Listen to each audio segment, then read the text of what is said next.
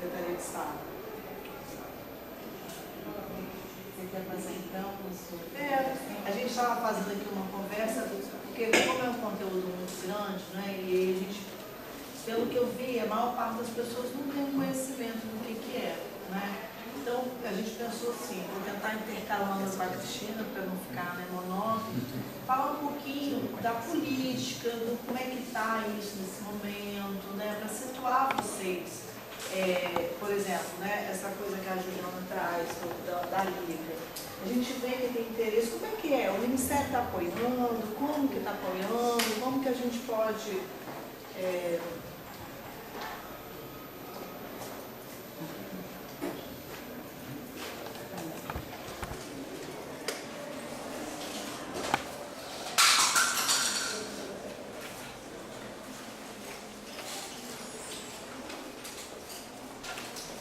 Eu acho que a qualquer momento eles podem interromper, a ideia, uma a gente coisa não é palestra assim, não, tá? É um papo. Eu botei o slide mais para orientar e tentei fazer assim bem com bastante figura para não ficar enjoado. Mas se vocês tiverem qualquer dúvida, a ideia é conversar. Primeiro porque essa coisa da alternativa, da integrativa, eu acho que é importante situar. Por que a gente falou durante a alternativa durante muito tempo? Porque na década de 70 é que ressurgiu a ideia da homeopatia novamente, né? Teve períodos de entrada e saída, né? Por que ela foi descrita como integrativa? Porque foi um nome mais que conseguia dar um significado mais claro. E muitas vezes, o que eu falo, né? Para mim não é um nome homenageiro, para mim é oficial. Se a gente for pensar, metade do mundo, a medicina chinesa, a medicina oriental é utilizada lá de forma hegemônica, né, em alguns países. Então, a alternativa ela vai depender sempre desse referencial. Esse nome foi o nome que o Ministério deu. E eu acho que é um nome que a gente deve adotar, até para a gente poder dizer do que a gente está falando, né, para a gente ter uma linguagem única. Então, quando a gente fala de prática integrativa complementar, isso é o que está na política, a homeopatia, a medicina tradicional chinesa, que inclui essas práticas corporais. É uma coisa muito legal. Eu, pessoalmente, acho que assim, tem alguns movimentos mais recentes agora da portaria da Academia da Saúde, que pode ser um grande gancho para a inclusão dessas práticas corporais. Acupuntura, uma que não foi pedido para a gente falar, mas eu acho que, principalmente vocês que têm fazendo curso de nutrição, é um ramo assim, que a gente vê que os nutricionistas têm estudado muito, são as plantas, né, e a fisioterapia. A medicina antroposófica, no Espírito Santo, a gente não tem nem remédio antroposófico. É bem interessante, mas o medicamento é muito, se na homeopatia a gente tem problema de medicamentos, a antroposofia mais ainda, porque eles são muito caros. E o termalismo. Alguém sabe o que é termalismo? Termalismo foi muito utilizado no século XIX, na época dos termas, banhos, povos de Minas, Araxá, lembra que tinha as estações de água. Essa política ela foi muito discutida e tal. Quando ela foi passar, toda política pública, ela passa pelo Conselho Nacional de Saúde. Quando ela passou no Conselho Nacional de Saúde, lembra da doutora Zilda Arnes? Foi uma das pessoas que defendia a inclusão. Então ela meio que fez um bojo, assim. Mas a gente não tem muito, né, muitos trabalhos. Sempre que eu vejo em eventos falar sobre termalismo, tem pessoas vêm italiano, que tem português, que tem tradição já do uso de acompanhamento de pacientes nessa área. Então aqui já teve o auge, o apogeu, né, lá em São Lourenço, e hoje em dia a gente vê que existe um recolhimento. Até na nossa realidade de saúde da família, se você vai falar para o paciente, eu vou tratar o seu filho com um banho, sabe, eu não sei qual vai ser a receptividade disso. Ah, eu sei. Pois é, mas nem sempre. Você foi no interior da Bahia, mas nem sempre, puxa, eu vim aqui, perdi tempo, coisa e tal, e vai passar um banho, sabe? Então, eles ainda necessitam de algo mais do que um tratamento, sabe, eficaz, mas ainda o nosso público ainda necessita de algo mais. Eu venho de uma época que minha família ia muito para Caxambu, né? E eu me lembro muito que eles necessitavam pegar um tratamento, eles faziam, eles iam... Que a primeira coisa que se pergunta é que ar você respira, né? Que água você bebe. É que a gente, no final das contas, mudou completamente, né? A forma como a gente encara o processo de saúde e doença. Hoje em dia você tem que ficar bom, você tem que trabalhar, você tem que correr, você tem que correr atrás, não sei de quê. E aí, com isso, que tempo que a gente tem, né, para respeitar o ritmo? Eu lembro que eu fui a Caxambu, quando o senhor era pequenininho, e eles, a cada fonte, cada um me dava um copo d'água. Eu fui bebendo, né? No final, eu tive uma diarreia. Eu falei assim, parece que é uma bobagem, né? Aquela água assim tão... E não é, né? Na verdade, é um medicamento, né? E a gente não domina, então eu acho que foi isso que foi acontecendo ao longo do tempo. E aí, essa ideia das práticas, elas começam há muitos anos. Eu falo assim, gente, né, o seu exemplo em termos das termas, das águas termais, as plantas, né? Aqui a gente tem, eu estou voltando de férias direto para o evento, eu estava em Belém. Gente, aquilo é uma diversidade de planta, né? Lembra do marajó, você compra os vidrinhos de andiroba, eles extraem, usam copaíba. Então, assim, a nossa população brasileira ela é extremamente miscigenada, óbvio. E aí o que acontece? Todo esse arsenal popular, ele foi sendo, né? Isso aqui não tem. Quando às vezes eu vou dar aula com meus alunos, na medicina, que eu faço uma aula sobre fito, aí os alunos falam assim, professor, então tá, depois a gente vai ver se tem evidência. Eu digo, gente, o que é isso? Não é? A medicina chinesa tem 5.000 anos. Penicilina e fitoterapia. Não, eu digo assim, as pessoas não deixam de crer na penicilina, né? Mas se você for olhar, ela começou como fitoterapia. E o que a gente vê, por exemplo, quando às vezes as pessoas procuram assim, eu preciso de acreditar nisso? Não, gente. A gente vai ver lá a acupuntura usada em cavalo, em elefante, eles não acreditam nisso não. Né? Em bebês. Agora, o que é legal que eu falo quando acreditar muito, eu acho perigoso essa palavra. Quando você adere ao tratamento, você tem mais chance de ter dar certo. Não é? Aí, enche o saco, não confiei, não fiz uma relação legal com o médico, acho que também tem um pouco isso. O que você vai desistir? Né? Então, isso não comprometeu o seu resultado. Então, essa que eu acho que é a questão, né? Quando você... Isso no tratamento de hipertensos, né, gente? O diabetes, é um pouco difícil de aderir, não é? Então, essa é a questão da adesão, e aí eu acho que entra um pouco nessa coisa que vocês falaram na empatia, e a gente vai falar um pouquinho mais pra frente, mas só para adiantar, né? Existe uma carga enorme de subjetividade em todas essas práticas, né, Cristina? Existe assim, por exemplo, quando você fala, isso eu não quero falar. O que acontece? A gente vai fazer claro, tem um monte de coisa que todo mundo não quer falar. Todo mundo tem coisa que não quer falar, ou pelo menos no primeiro momento. Todo mundo tem um segredo, não tem problema da gente ter segredo. A questão é que muitas vezes o médico não consegue captar exatamente a sua enfermidade, porque o medicamento ou o tratamento vai ser sempre único para cada um.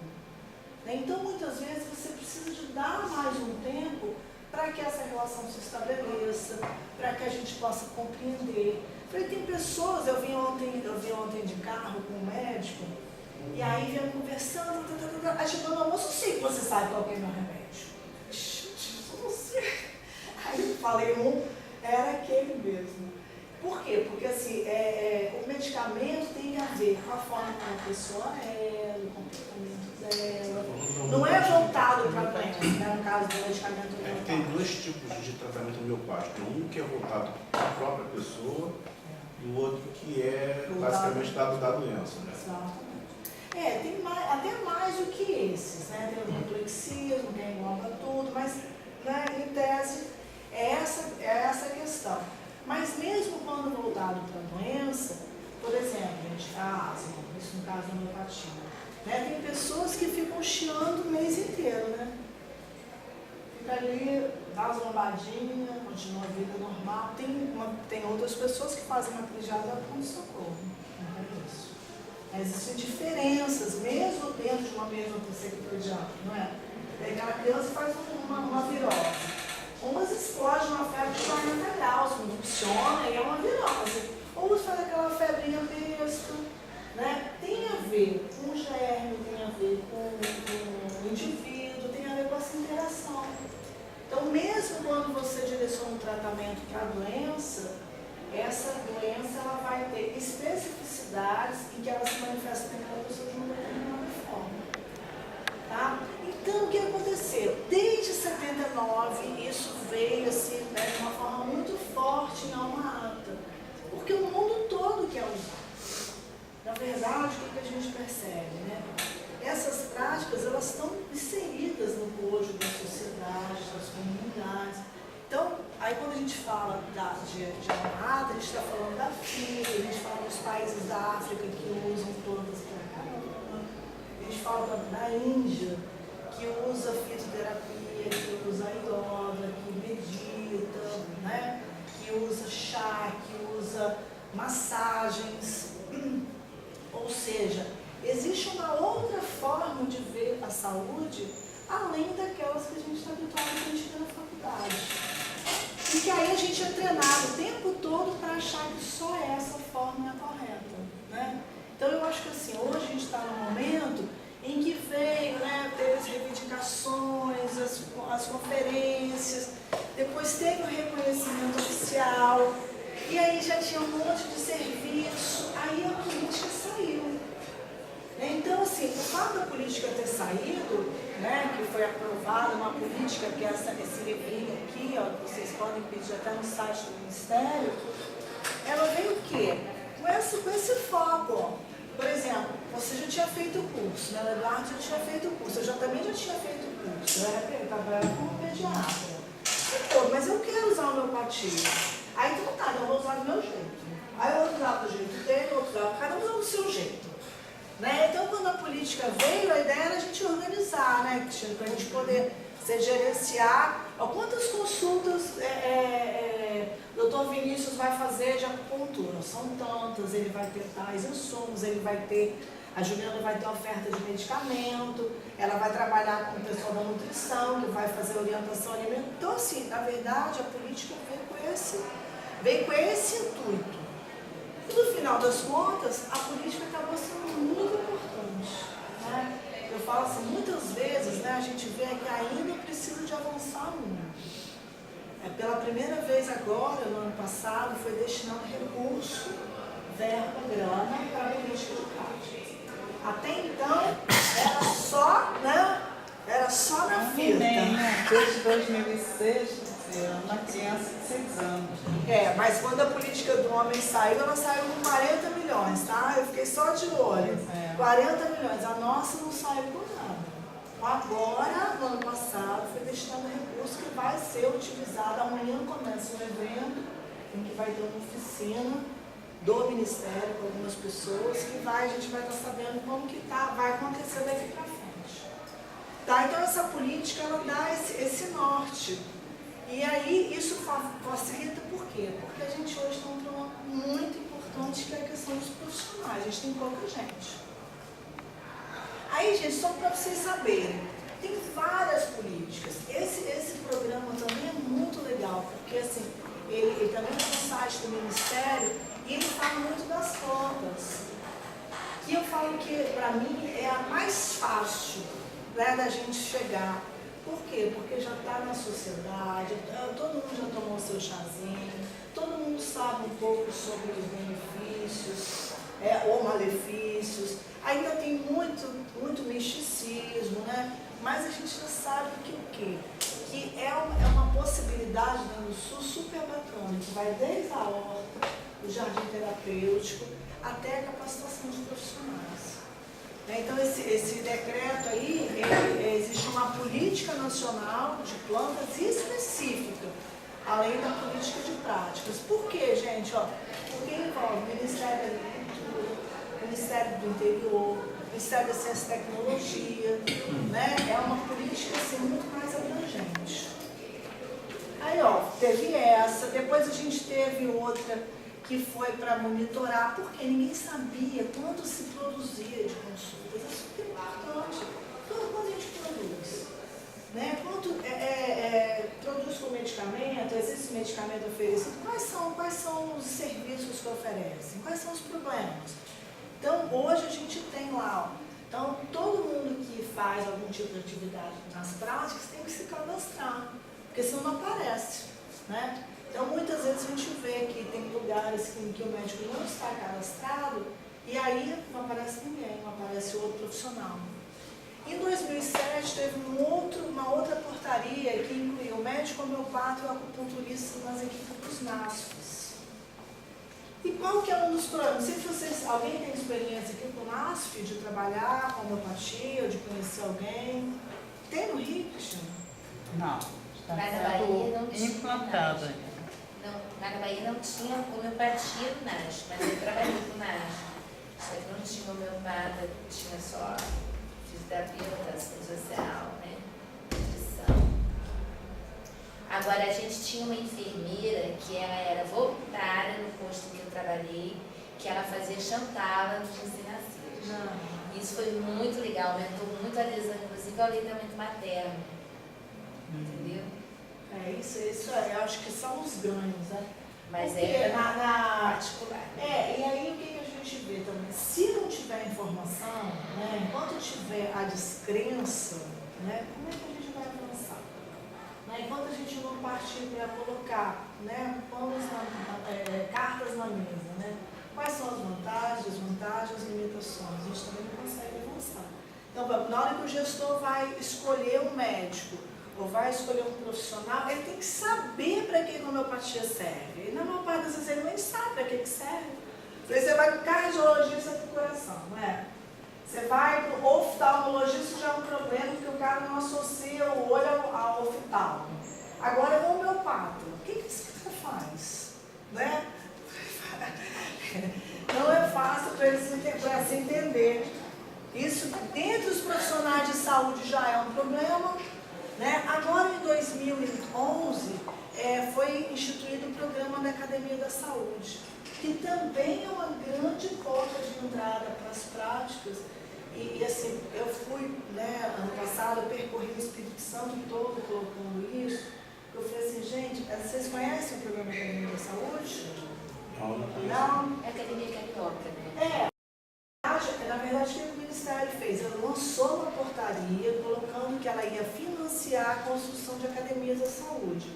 Mas não é academia da saúde, como a gente já... academia 1, 2, musculação, não é isso. Na verdade, a academia da saúde como um espaço de troca de conhecimento, no sentido do ensino próprio acadêmico, né? Pode ser visto dessa forma. Então, é onde você pode fazer arte, onde você pode incrementar alguma possibilidade mais criativa, que eu falo de uma alimentação interessante, de fazer uma feira, né? Então, a Academia da Saúde, ela deve financiar, tem ainda, né? Vários municípios brasileiros encaminhando suas propostas e começaram a receber já os recursos. O município tem dinheiro para construir, né? O local, 180 mil se for grande, 100 mil se for grande. Aí tem os critérios lá que eu acho que não vale a pena a gente colocar. Mas aí qual que é a ideia? A gente precisa de começar a repensar a questão do corpo-mente, né? Por quê? Porque nós brasileiras, principalmente, acho que os brasileiros têm um pouco menos, somos muito centrados no corpo, na aparência, ao passo que a gente está aí precisando de repensar essa questão da integração corpo-mente. Então, por exemplo, várias práticas, né, da medicina tradicional chinesa, elas envolvem essa ideia corpo e mente. A meditação, o Tai Chi Chuan, o Liang Kun, a yoga. E aí, se a gente não tiver profissional para estar discutindo, para estar integrando isso, a gente vai continuar jogando futebol. Não que seja ruim, né? Pode ser maravilhoso. Mas a gente pode fazer outras coisas, até porque nem todo mundo gosta de futebol. Né? Então, assim, eu acho que essa essa possibilidade é muito legal e é um campo também multidisciplinar que eu acho excelente. Aí, gente, aqui só para vocês verem a quantidade de políticas que tem. Então, por exemplo, o povo aqui de Petrópolis, eu tenho vontade, eu quero fazer. Se não tiver uma política, a gente fica muito frágil. O cara gostou, põe, o cara não gostou, tira. Entendeu? Então a gente fica nesse vai e vem. Essas políticas, elas nos ajudam sim a consolidar. Botou ali no papel, não que vai dar certo porque está no papel, de jeito nenhum, mas pelo menos vai dar uma sustentação maior.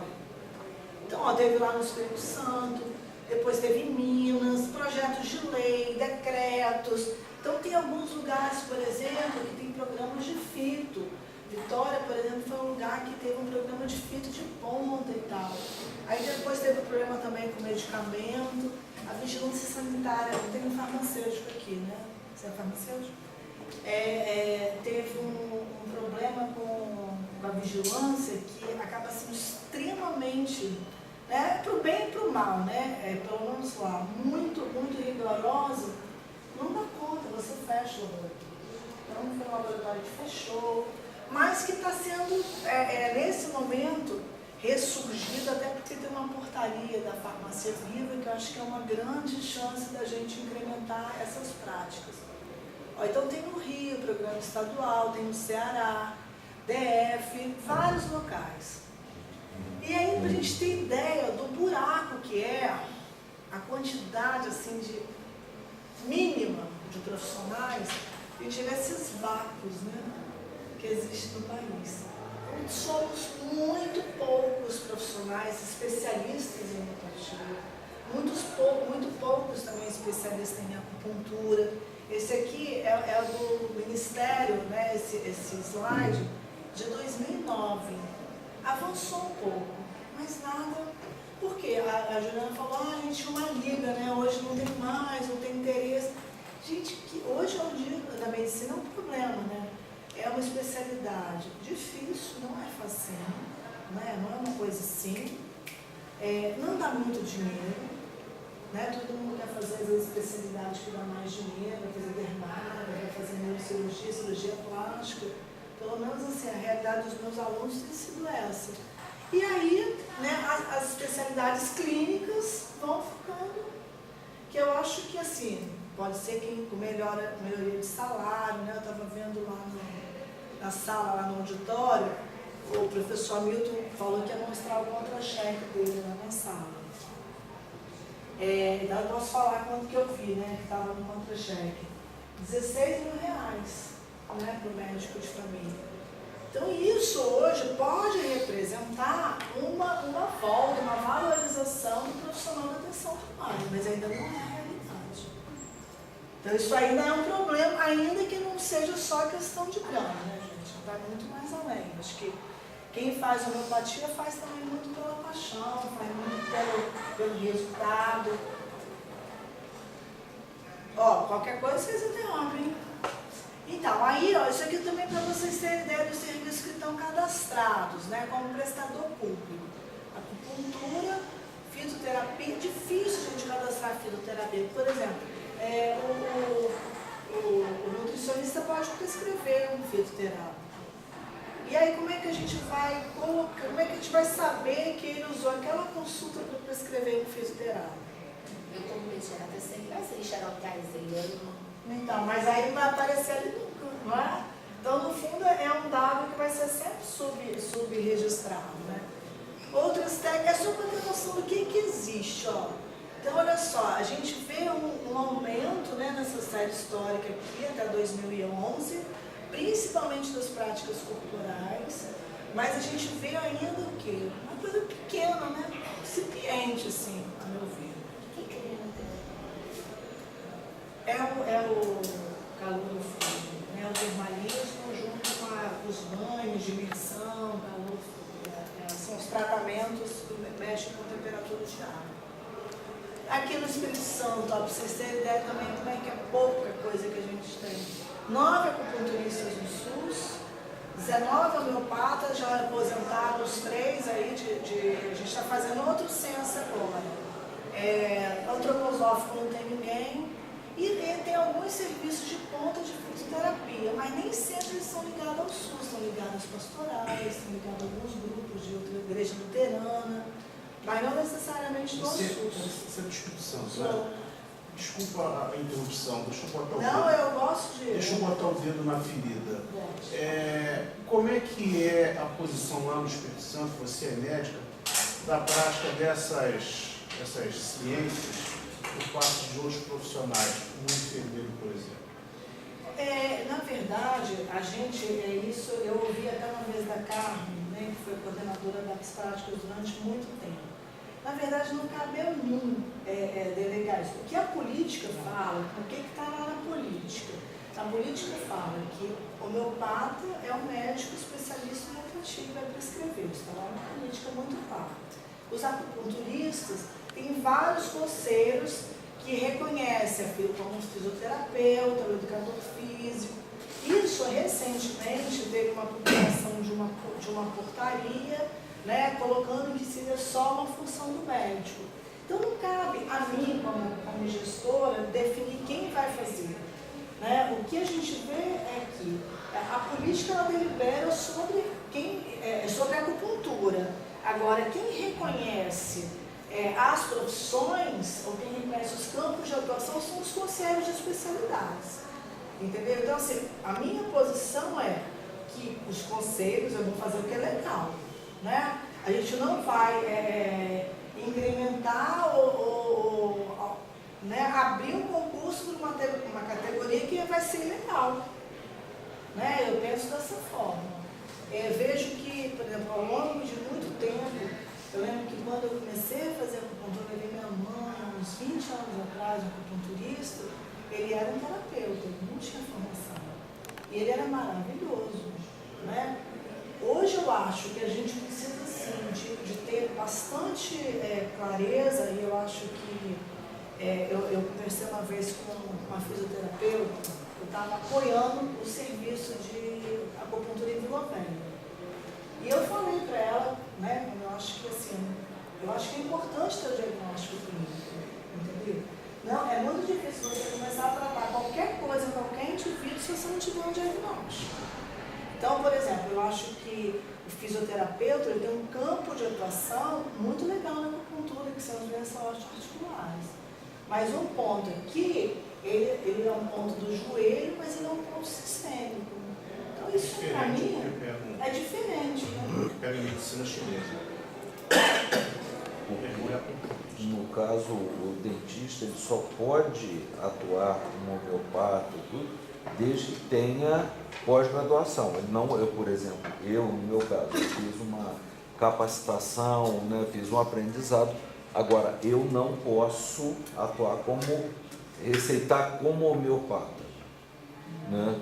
Eu tenho que ter uma pós-graduação para poder fazer uso da homeopatia. Então, o seu uso de homeopatia se restringir às coisas orais, da boca e tudo? Sim, só.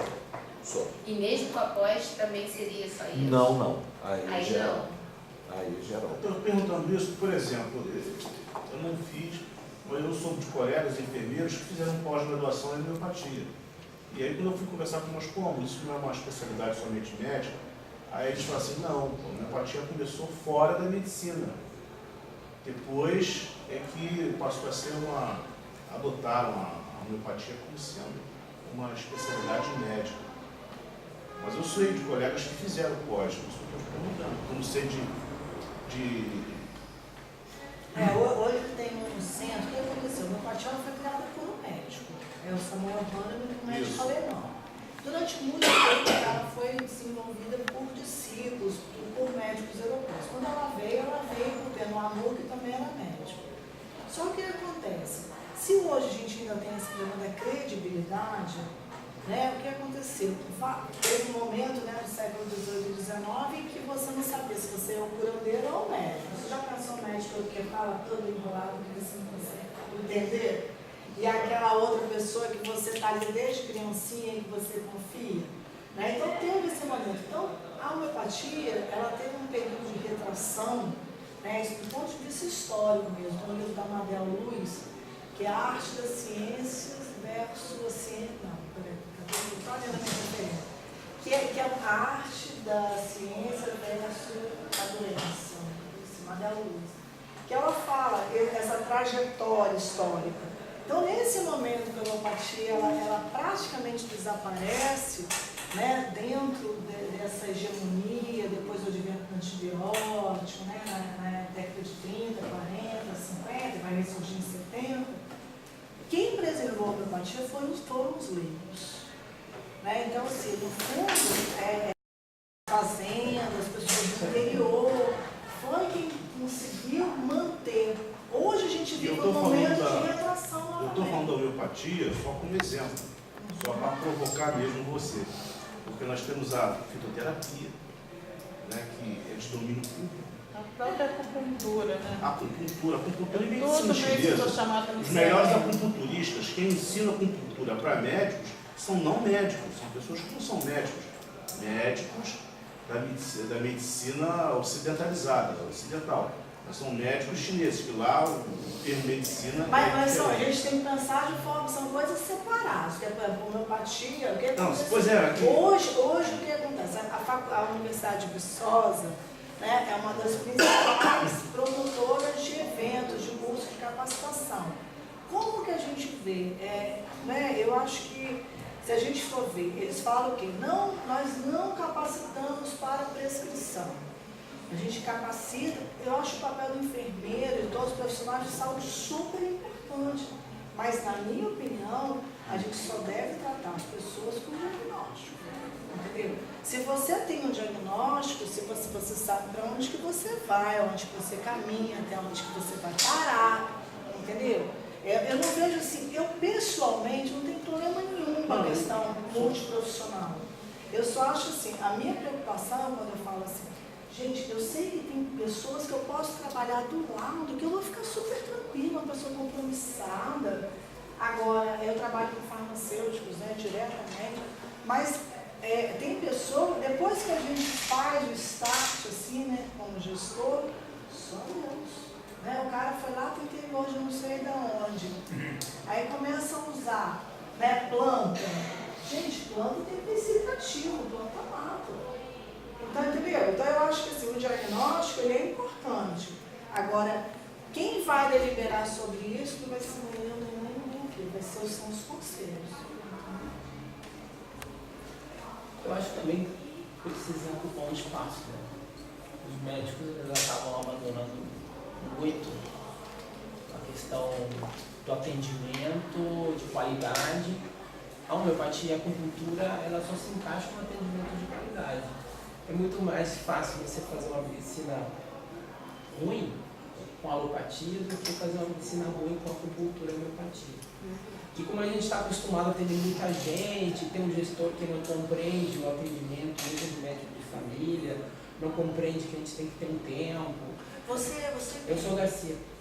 Garcia é médico de família? Eu sou professor da UERJ.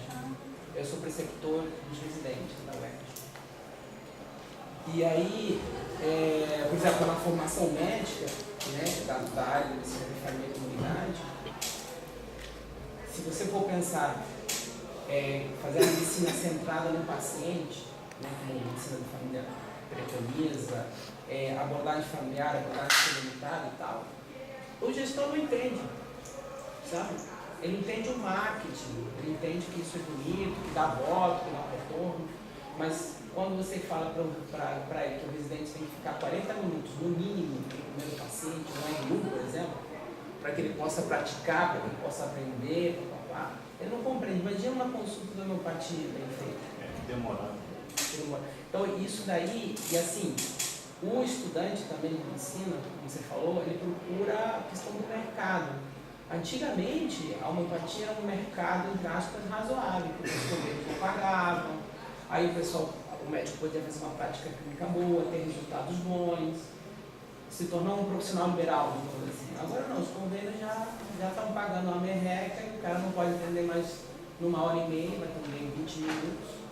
Perdeu muito da possibilidade. Interfere no resultado. Eu acho assim, até ia perguntar para vocês se tem médicos homeopatas na rede, vamos supor, o gestor descobre que vários médicos de família têm homeopatia ou acupuntura.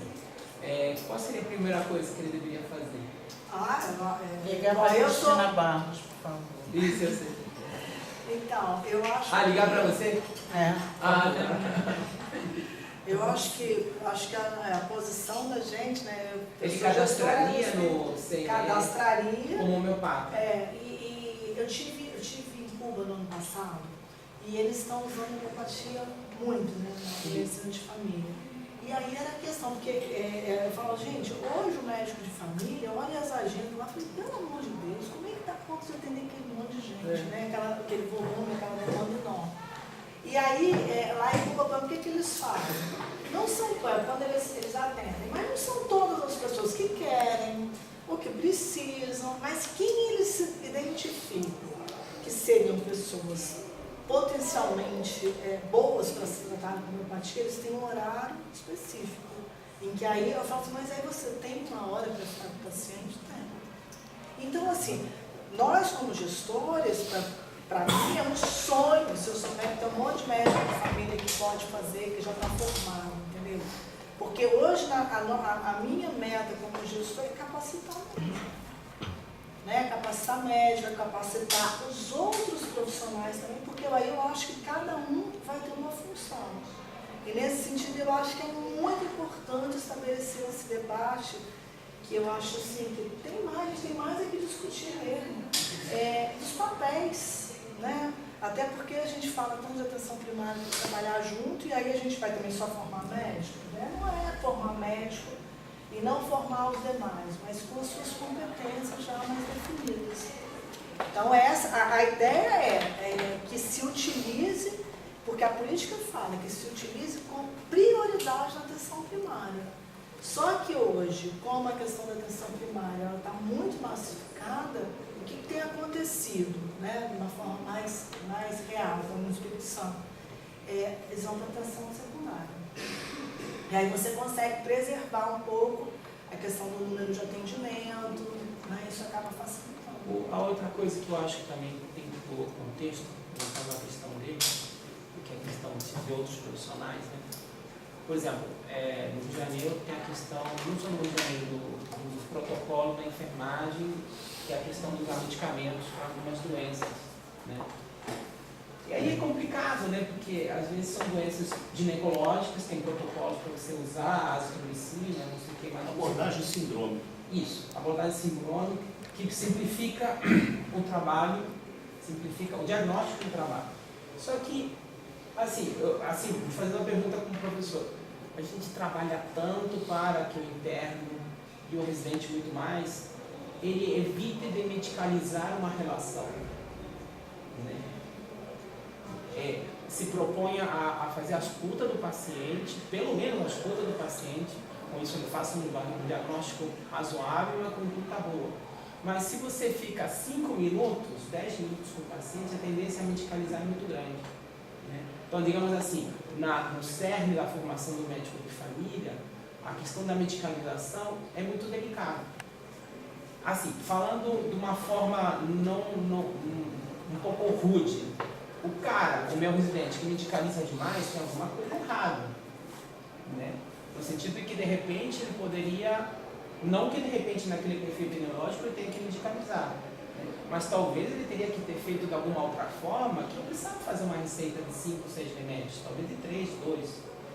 Esse esforço tão grande para conseguir que esse profissional possa ser faça muito mais uma escutativa, né? E possa não prescrever tanto o remédio, mas talvez conversar e compartilhar e permitir a autonomia do paciente para ver como que ele vai conduzir esse caso de forma diferente, é tão grande no preceptor, e de repente vem um outro profissional que vem com um protocolo ali que taca a azitromicina. Mas, olha só. Né? Não, eu sei que tem que ter uma demanda, até isso é uma questão complexa. A homeopatia, eu senti que acabou virando isso também. Mas já que não faz mal, pum. Já que a acupuntura também não tem tanto efeito colateral, pum. E aí fica uma coisa que é o que o discurso médico oficial diz. Não faz mal, faz. Tanto faz, não me interessa.